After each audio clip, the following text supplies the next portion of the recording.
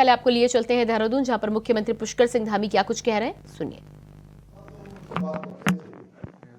जितनी गर्व जोशी से बात करते, भूमि का हस्तांतरण है, वो भूमि का हस्तांतरण भी हो गया है और airport authority of India OLS का, उनके द्वारा OLS सर्वे का काम भी पूरा कर लिया गया है।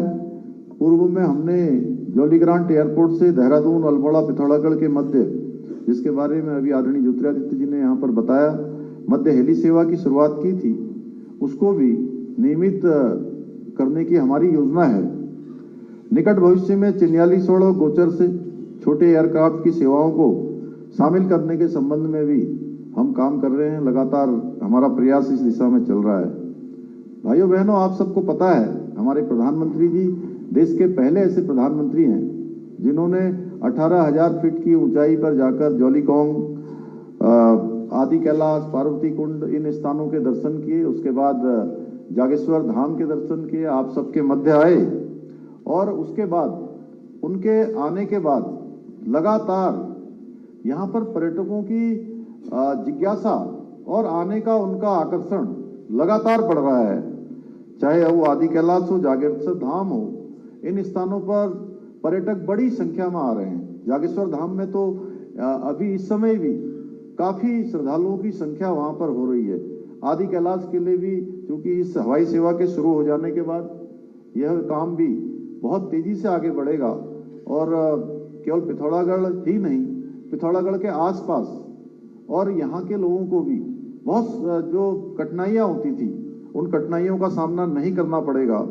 हमारे लिए हर्ष का विषय है कि हमारे प्रधानमंत्री जी उत्तराखंड के जो पर्यटक स्थल हैं, जो हमारे वाइब्रेंट विलेज हैं, ऐसे अनेक स्थान हैं, चाहे वो आज केदारखंड के अंदर 4 धामों से जुड़े हुए स्थान हो या मानस खंड के अंतर्गत आने वाले स्थान हो, उन सभी स्थानों को आज देश दुनिया के अंदर नई पहचान दिला रहे हैं और उनके नेतृत्व में वो काम हो रहा है जो देश की आजादी के बाद कभी नहीं हुआ, भूतो न भविष्यति। मुझे पूरा विश्वास है कि हवाई सेवा का संचालन जनपद पिथौरागढ़ के पर्यटन को बढ़ावा देने के लिए, यहाँ के लोगों के सुविधाओं के लिए, उनकी सफर आसान करने के लिए मील का पत्थर साबित होगी।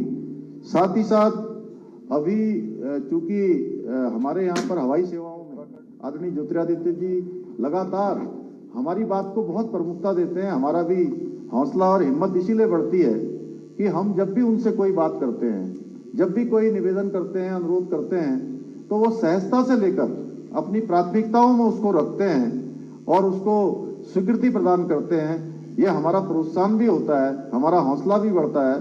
तो मैं ये जरूर कहना चाहता हूं कि अभी जो ये सेवा 3 दिन के लिए शुरू हुई है, कंपनी फ्लाई वीक के लोगों ने मुझे बताया है कि 3 दिन के बाद 5 दिन का करेंगे। मैं तो चाहता हूं कि नियमित रूप से सेवा चले और जैसा अभी अजय टमटा जी कह रहे थे कि 42 सीटर भी यहाँ के लिए चलेगा, तो निश्चित रूप से यहाँ पर काफी बड़ी संख्या है। ये चूंकि हमारा सीमांत क्षेत्र भी है, यहाँ पर सेना का भी, हमारे पैरामिलिट्री फोर्सेस का भी बहुत बड़ा केंद्र भी है, आना जाना है। केंद्रीय कर्मचारी हो, चाहे राज्य के कर्मचारी हो, राज्य के जन हो, सभी का आवागमन लगातार रहता है। इसलिए सेवा निरंतरता से चलनी चाहिए और हमारा प्रयास होगा कि आज देहरादून पिथौरागढ़ की सेवा प्रारंभ हो गई है। आने वाले समय में हमारी पिथौरागढ़ से हिंडन की सेवा भी प्रारंभ करने के लिए हम प्रयास करेंगे। ज्योतिरादित्य जी से भी मैं अनुरोध करूंगा और साथ ही साथ जहां आप देहरादून हवाई अड्डे का विस्तार कर रहे हैं, लगातार आपके निर्देशन में प्रयास का काम चल रहा है। पंतनगर एयरपोर्ट का भी अंतर्राष्ट्रीय स्तर का अड्डा बनने की दिशा में आगे बढ़ रहा है। पिथौरागढ़ भी जो है उस दिशा में उससे जुड़ा हुआ है। तो यहाँ पर जो रात्रिकालीन लैंडिंग है, नाइट लैंडिंग, उस नाइट लैंडिंग की सुविधा भी यहाँ पर हो जाएगी।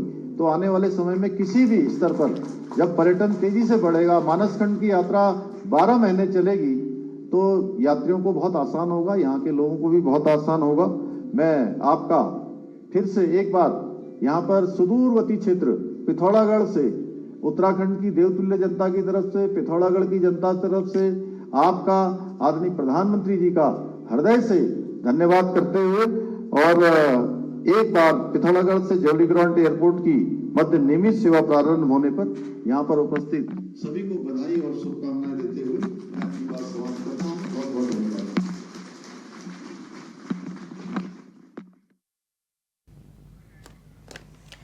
तो आप पिथौरागढ़ से सुन पा रहे थे मुख्यमंत्री पुष्कर सिंह धामी को। पिथौरागढ़ में विकास को लेकर लगातार नई परियोजनाओं के साथ ही साथ हवाई अड्डे को लेकर मुख्यमंत्री जनता के बीच उपस्थित थे और इस बात का वादा किया गया है कि विकास की रफ्तार उत्तराखंड में ठीक इसी तरह आगे बढ़ती रहेगी।